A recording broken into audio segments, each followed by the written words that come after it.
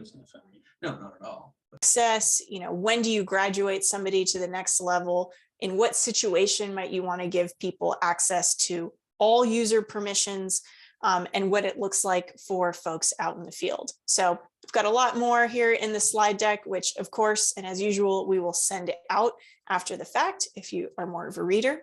But for now, I will hand it back to Zach and Bryce.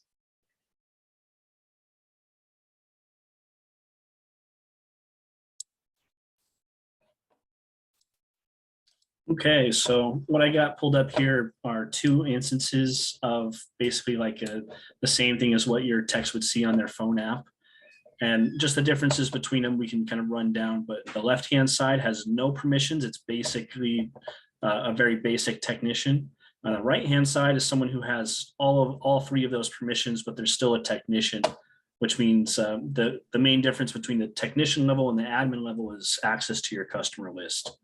So if we pull it up on Skimmer, and we'll go just like we're gonna look at them, and I'll just kind of run down what this list actually means for everybody. I know it's the wording and everything is, I think it's really clear, but sometimes you just have to actually take a look at it to really understand and to know what's going to work best for your team. I think it's good practice, when you're getting set up, especially if you're just starting with Skimmer, to maybe play around with these and see where you want to start your team at. For us, we've been really fortunate. We trust our team a lot and pretty much give them access to everything. We'll go a little more over that in a minute, but I know there are some people who want to be pretty minimal with what everybody can see and maybe more specific and have maybe a tier for each type of employee. Yeah, so the three different options are, are they able to see and manage other text routes in the app? So what that comes down to is this here. You can see that this person is Cody. They can only view their own work and they can't see what anybody else is doing. So, this person over here that's logged in, which is Trevor, he's able to access and he can choose to move the routes from other people to others, whereas Cody only has the ability to move his own routes away from himself. He can't go and edit anybody else's route. He can't move anybody else's information around, but he can still modify his own route. Good practice with that. So of course, like a tech role would be the more limited view. It's also good for if you have maybe a third party that's helping you out, or repair tech that maybe isn't going to be in the service so much. You really just need them to focus on their perspective. You can set them with just that permission so they can really just have their work in front of them. And then in our business, this is one that we like to have our technicians have access to it. Like Zach kind of touched on, it's because we trust them. And then also it allows them to both be able to back each other up, as well as, Flavia pointed out earlier, it allows them to look at the map and see if they're going to be around somebody else, if they need to do an exchange or to meet up. So this is really crucial, especially for smaller teams. It allows you to work together a little bit better. The next one is that they can see and manage the admin panel in the app. So when I read admin panel before I really kind of dug into it to see what everything was, that sounds scary, the admin panel. Seems like it's everything, but it's but pretty scoped. That's literally just this page. You can see that this person doesn't have access to it, but it's the ability to view your shopping list, your work orders, and your service notes. So I know a lot of people, again, like when we first started doing with the admin, you think, oh, I don't want anybody to see this information. I think it's super important for really anybody. The shopping list is really important, work orders and service notes. It's that communication that is really what Skimmer's for, to communicate with your techs without having to call every 10 seconds. Oh, go here, go here. It's all laid out right in front of them and they can see this information. So if you've got a work order and you're going to service the pool, you can see if two people are going to the same stop on the same day and maybe optimize with your office or your team or whatnot. You could also see access to the admin panel and specifically the shopping list being pretty critical among small teams. If there's one person who's making a supply run, they can see the whole list instead of having to send individual people or a specific person to make the supply run. Perhaps the person who's closest if they have admin access, they can go to the supply house and get what they need all at once for the team. Exactly. Yep. And again, like you're saying, even and for larger teams, to kind of touch on what Zach was saying, it's really easy to kind of get mixed up when you have a huge list of work orders and you start doling them out. It's really easy for the person who is at the stop to see, oh, this work order is assigned to somebody else, but I'm here now. So they can make those game time decisions to, make the team run a little more smooth. Or if they're observing something on site and they can see maybe there's a follow-up item that is scheduled and is going to happen the next day, they know who to talk to, right? And they can say, I observed this about this piece of equipment.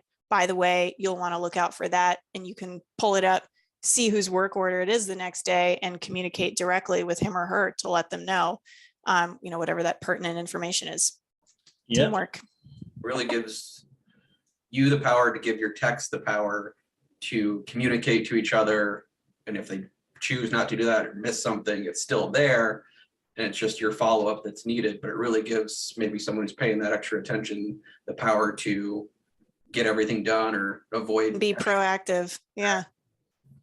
Yeah. And then the third one is the ability to see and manage the settings to manage the settings in the app. So this is one that if we go into the settings page, you can see they both have a settings page, but it's this whole section here that's different.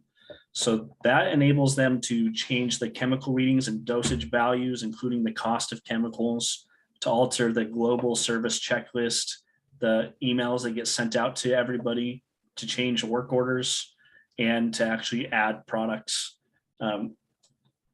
So as you can guess, this particular power is a little bit too strong. We usually don't enable that for any of our technicians because this is the kind of stuff that could change your billing. It could really affect things. So I think that if you were going to turn that power on for somebody, then they probably might as well be an administrator at that point. Right. Yeah. This is one, as much as we trust our team, one little change on any one of these can really affect the entire business. So we don't really give this to anyone except for the office team. That makes sense. Yeah. That makes sense. Now, in terms of what people see, what technicians see when they open up, for example, a service stop, they'll see some basic information about customers. They don't see the rates. And similarly with work orders, when you're in the tech user role, you won't see the price of the work order or the labor cost involved. So that's a question that we frequently get, and Skimmer retains that information for the administrative office, really for the owners who are running and managing the business. So those are two questions we get a lot that I just wanted to highlight here, and there Bryce and Zach are pulling that up so you can see. Yeah, and one other thing I would bring up too, in each of the work orders, when you're setting up and developing work orders, you can choose whether or not you allow a technician to add that work order type. You can see Cody's only able to access this handful of work orders if he wanted to add it for somebody, but the user logged in on this side is able. I guess I forgot that I made them both. Neither one is an admin, so neither one of them is able to see the full list of work orders.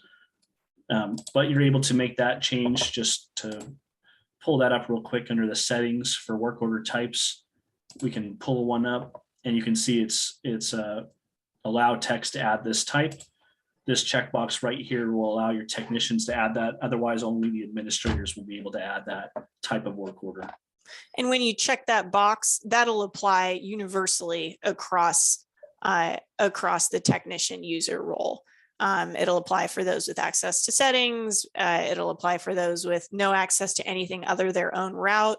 But I love this functionality. I think it's great. It enables team members to see things and handle things on the spot. And frequently there are customers out there who are like, we just want you to take care of it. Bill me later. Just get it done.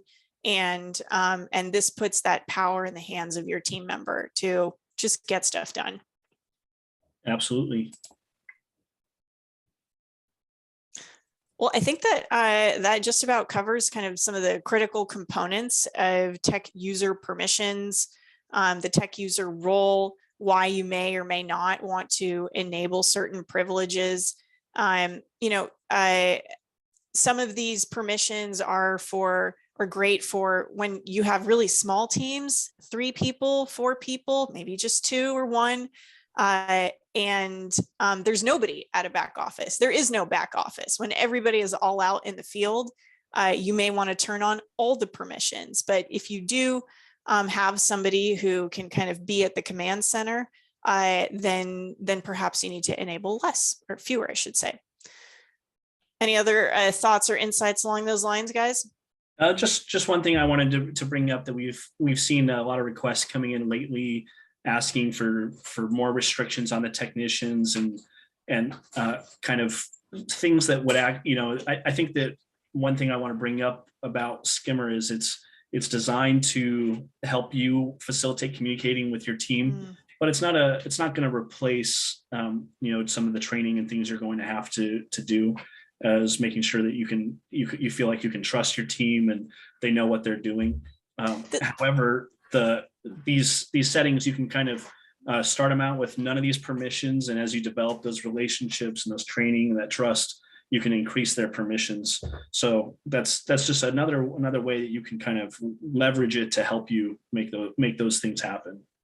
Yeah, and some folks are like, you know, I really want my team member to you know, run the route in this order. And you know, what you can do is you can use location codes to indicate for each service location, you know, service at 2 p.m., service at 2:30. If you really want to indicate to your team member that they should be running a certain order, a certain cadence, or need to be addressing certain customers at a certain time, you know, consider the customer code, consider the location code as a way to communicate with your team. And Zach was saying earlier, you know, Skimmer is very much a trust but verify type of system. You can lay out these instructions for your team member, and you can monitor over the route dashboard and see, okay, Cody was indeed at you know, at this customer's home at 2 o'clock, or you know, 2:05. So that's really kind of the way Skimmer operates. Is we have a lot of transparency, we have a lot of signaling and communication built in, and you know, for folks who are kind of in the administrative command center type role, you can verify all of those instructions and communications.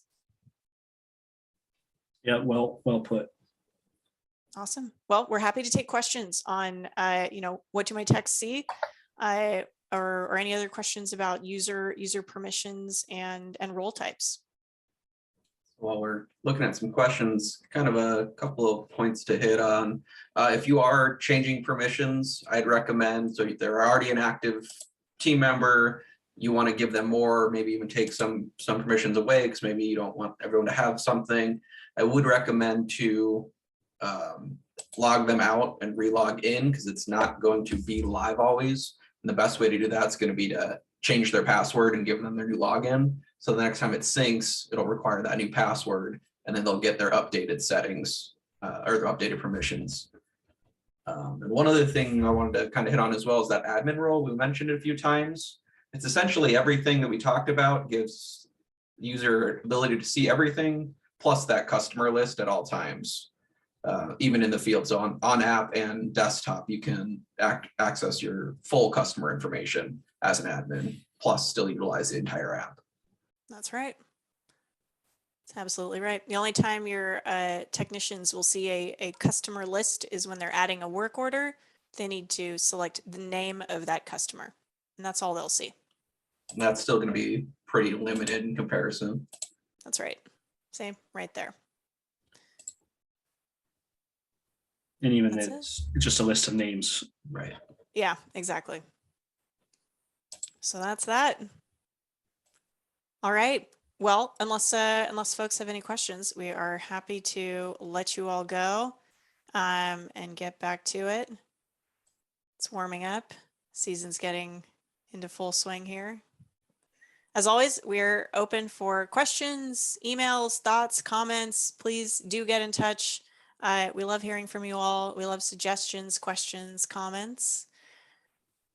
All right, I got one from the audience. How do we get in touch with more detailed questions? Glad you asked. support@getskimmer.com. We have an amazing team.